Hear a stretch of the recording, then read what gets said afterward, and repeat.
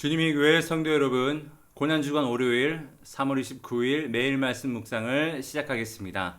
부르실 찬양은 기찬 418장입니다. 오직 주의 사랑에 매여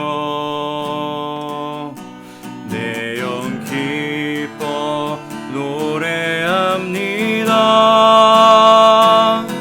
이 소망의 언덕 기쁨의 땅에서 주께 사랑드립니다. 오직 주의 임재 안에 갇혀 내 영 기뻐 찬양합니다. 이 소명의 언덕 거룩한 땅에서 주께 경배드립니다. 주께서 주신 모든 은혜 나는 말할 수 없네. 내 영혼 즐거이 주 따르렵니다. 주께 내 삶 드립니다.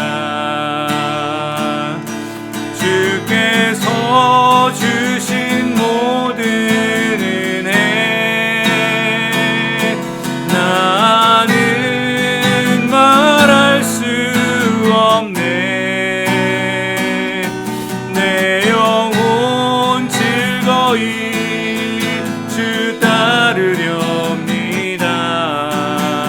주께 내 삶 드립니다. 주께 내 삶 드립니다.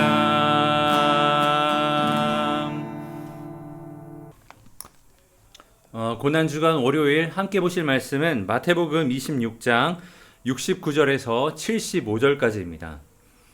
베드로가 바깥 뜰에 앉았더니 한 여종이 나와 이르되 너도 갈릴리 사람 예수와 함께 있었도다 하거늘 베드로가 모든 사람 앞에서 부인하여 이르되 나는 내가 무슨 말을 하는지 알지 못하겠노라 하며 앞문까지 나아가니 다른 여종이 그를 보고 거기 있는 사람들에게 말하되 이 사람은 나사렛 예수와 함께 있었도다 하며 베드로가 맹세하고 또 부인하여 이르되 나는 그 사람을 알지 못하노라 하더라. 조금 후에 곁에 섰던 사람들이 나와 베드로에게 이르되 너도 진실로 그 도당이라 내 말소리가 너를 표명한다 하거늘 그가 저주하며 맹세하여 이르되 나는 그 사람을 알지 못하노라 하니 곧 닭이 울더라.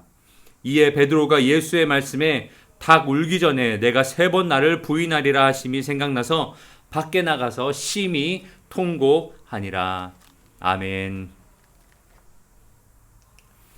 오늘은 고난주간 월요일입니다. 오늘 함께 살펴본 말씀은 베드로가 예수님을 3번 부인하는 유명한 이야기가 기록되어 있는 본문입니다. 예수님은 병사들에게 잡혀서 대제사장의 집 안뜰로 들어갔습니다. 베드로는 예수님에게 무슨 일이 벌어지는가 보려고 바깥들에 앉아서 안에서 무슨 일이 벌어지는지 주의 깊게 살펴보고 있었습니다. 그때 그 옆에 있는 한 그 집의 작은 어린 여종이 베드로를 보면서 내가 너가 예수와 함께 있는 것을 보았다 라고 말합니다. 이 여종의 말은 주변 사람들에게까지 들렸는지 주변 사람들도 하나둘씩 베드로를 쳐다보며 베드로를 둘러싸며 다가오며 나도 네가 예수와 함께 있는 것을 보았다. 너 그 사람의 일행이다 하자 베드로는 굉장히 초조하고 불안했을 것입니다. 그때 베드로는 예수님을 모든 사람 앞에서 부인하며 나는 그 사람을 알지 못한다 하며 그 자리를 떠납니다. 앞문까지 나온 베드로는 거기에서 또 다른 여종을 만나게 됩니다. 그 다른 여종은 이번에도 내가 너를 예수와 함께 있는 것을 보았다 라고 말합니다. 아마 예수님은 그 당시에 예루살렘에서 너무나 유명한 인물이었기 때문에 또 군중들 앞에서 설교하시고 이적을 많이 행하셨기 때문에 그 옆에 가장 측근에 있었던 베드로도 사람들이 알아보는 것은 아마 당연한 일일 것입니다. 베드로가 그 얘기를 듣자 불안하고 초조했을 것이죠. 왜냐하면 안에 있는 예수님과 함께 신문받을 수 있고 또 처벌받을 수도 있기 때문입니다. 불안하고 초조한 베드로는 사람들 앞에서 두 번째 예수님을 부인합니다. 이번에는 맹세하며 부인합니다. 나는 예수 그 사람을 알지 못한다. 그리고 잠시 후에 이번에는 작은 여종이 아니라 주변에 있는 사람들이 몰려와서 베드로에게 말합니다. 지금 네가 하는 그 말투가 네가 나사렛 사람임을 증명한다. 네가 그 나사렛 예수의 도당이라. 네가 그 사람의 일행 중에 한 명이라. 이렇게 말하니까 베드로는 당황하고 어쩔 줄 몰라 이제는 맹세하는 것을 넘어서서 저주하며 예수님을 부인하게 됩니다. 나는 그 사람을 알지 못하니라. 그때에 닭이 울었다고 성경에서 기록하고 있습니다. 베드로는 이 닭 소리를 듣자 예수님께서 하신 말씀이 기억났습니다. 내가 닭 울기 전에 3번 나를 부인하게 될 것이다.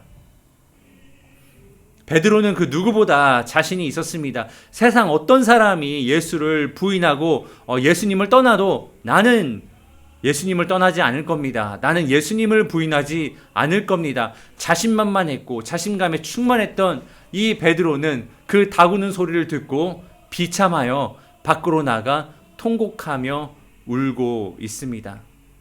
이때 베드로는 왜 울었을까요? 회개의 눈물이라고 보기에는 너무나 이 주변에 나와 있는 증거들이 빈약합니다. 베드로가 아마 울었던 것은 자기가 너무 초라하게 느껴졌기 때문일 것입니다.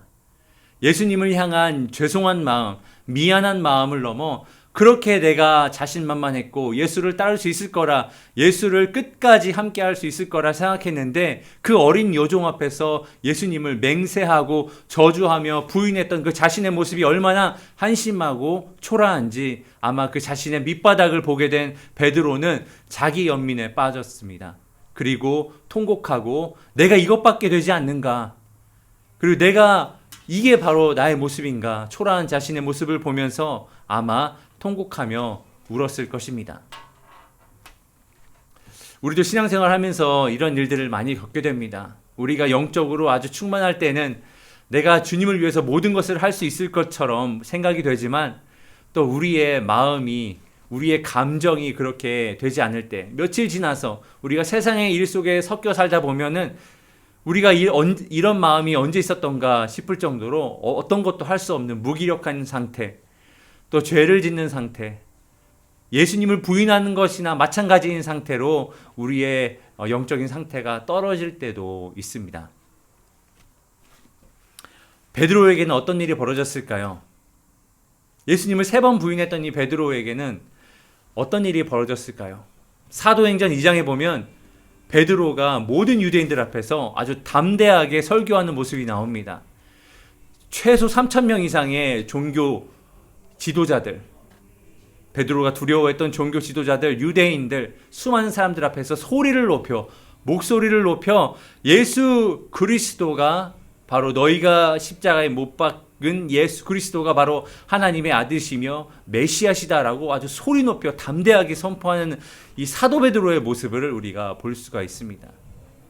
그럼 과연 이 사도행전에 등장하는 베드로, 그리고 오늘 본문에 나왔던 예수님을 부인했던 베드로, 어떻게 이 베드로는 이렇게 180도 바뀔 수가 있었을까요? 어떤 터닝 포인트가 이 베드로에게 있었던 걸까요? 2가지가 있습니다. 첫 번째는 부활하신 예수님을 만난 것입니다. 부활하신 예수님은 제자들에게 나타나시고 또 고기를 잡고 있는 베드로에게 친히 나타나셨습니다. 베드로의 손에는 그물이 들려 있었지요. 베드로는 예수님을 따르겠다고 버려뒀던 그 그물을 다시 잡고 고기를 잡고 있었습니다. 예수님을 따를 때 버려두었던 그 보트에 올라타서 고기를 잡고 있었습니다. 근데 예수님은 거기에 나타나서 말씀하십니다. 예수님은 나타나셔서 베드로와 함께 아침 식사를 하십니다. 그러면서 베드로에게 내가 나를 사랑하느냐? 내가 나를 사랑하느냐? 내가 나를 사랑하느냐? 3번을 물으시면서 베드로가 감추어 놨던 그 베드로의 과거를 들추고 그것을 직면시키십니다. 왜냐하면 이 과거의 상처를 직면할 때 거기로부터 회복될 수 있기 때문이죠. 예수님은 베드로의 그 과거를 직면하신 이유는 베드로를 회복시키고 싶으시기 때문이었습니다. 회복된 베드로는 사명을 받고, 이 사명을 받은 부활한 예수님을 만난 베드로는 이제 오순절에 기도하다가 성령을 받습니다. 회복된 베드로, 사명을 받은 베드로, 그리고 성령 충만함을 입은 베드로는 자기가 두려워했던 그 모든 종교 지도자들 앞에서 너희가 죽인 그 예수 그리스도가 바로 하나님의 아들이며 하나님이 보내신 메시아시다라고 아주 담대하게 선포하게 됩니다. 예수님은 베드로를 회복시키시기 위해 그 호숫가로 가셨습니다. 예수님은 우리의 죄로부터 회복시키시기 위해 이 땅에 오셨습니다. 예수님은 우리를 위해 십자가를 지시기 위해서 그 예루살렘에 입성하셨습니다. 예수님은 죽으시고 고통당하실 것을 아시면서도 그 십자가 위에 오르셨고 결국 우리의 죄를 그 십자가 위에서 해결해 주셨습니다. 예수님은 우리가 과거의 상처에 묻힌 채 그것에 아파하고 그것 때문에 현재가 영향을 받고 그것 때문에 우리가 영적으로 다운되는 것을 원하지 않습니다. 예수님은 그것을 해결해 주시고 죄로에 묶인 우리를 해결해 주시기 위하여서 십자가를 지신 것입니다. 이 예수님의 희생의 마음을 안다면 하나님께서 예수 그리스도를 이 땅 가운데 보내신 그 이유를 우리가 조금이라도 이해하고 생각하고 감사한다면 우리가 넘어졌을 때마다, 우리가 영적으로 다운됐을 때마다, 우리가 감정적으로 힘들어질 때마다 이 예수님의 희생을 생각하고 내가 이래서는 안 되겠다. 예수님께서 나를 회복시키시기 위해 이 땅 가운데 오셨는데 내가 그 예수 그리스도의 보혈에 힘입어서 다시 일어서서 내 열정을 회복하고 내 사명을 회복하고 하나님 기뻐하시는 삶을 살도록 결단해야 되겠다. 이렇게 앞으로 나아가는 저와 여러분들 되어야 될 줄로 믿습니다. 이 고난주간 예수님의 십자가의 희생을 기억하며 하나님이 예수님을 이 땅 가운데 보내신 그 의중을 생각하며 은혜롭고 의미 있는 고난주간 보내시기를 예수님의 이름으로 축복합니다. 기도하겠습니다. 예수님 감사합니다. 베드로의 모습을 통해서 또한 우리의 약함을 보게 하심을 감사합니다. 하나님, 우리는 넘어져 있지 않겠습니다. 무너져 있지 않겠습니다. 예수 그리스도의 십자가의 보혈을 생각하며 넘어져도 일어서고, 하나님, 우리의 열정을 잃어버려도 다시 한번 일어서고 예수님의 십자가를 붙들겠습니다. 주님, 회복의 은혜를 우리에게 허락하시고 열정과 사명으로 불타오르는 저희 될 수 있도록 하나님 함께하여 주옵소서. 감사드리며 살아계신 예수님의 이름으로 기도하였습니다. 아멘. 월요일 기도 제목을 가지고 함께 기도하겠습니다. 코로나 바이러스 방역과 종식을 위하여서 성도들을 질병으로부터 보호하시고 성도들의 사업과 직장을 지켜주시도록 방역 당국에 지혜를 주시어 최선의 방역이 이루어지도록 기도해 주시기 바랍니다. 한 주간 하나님의 영광을 위해 살도록 가정과 직장과 사업과 학업의 터전에서 나의 모든 말과 행위에서 하나님의 영광이 드러날 수 있도록 기도해 주시기 바랍니다. 선교사님을 위해 기도할 때 태국의 전주 선교사님, 브라질의 김창현 선교사님 위해서 함께 기도하겠습니다. 기도하시겠습니다.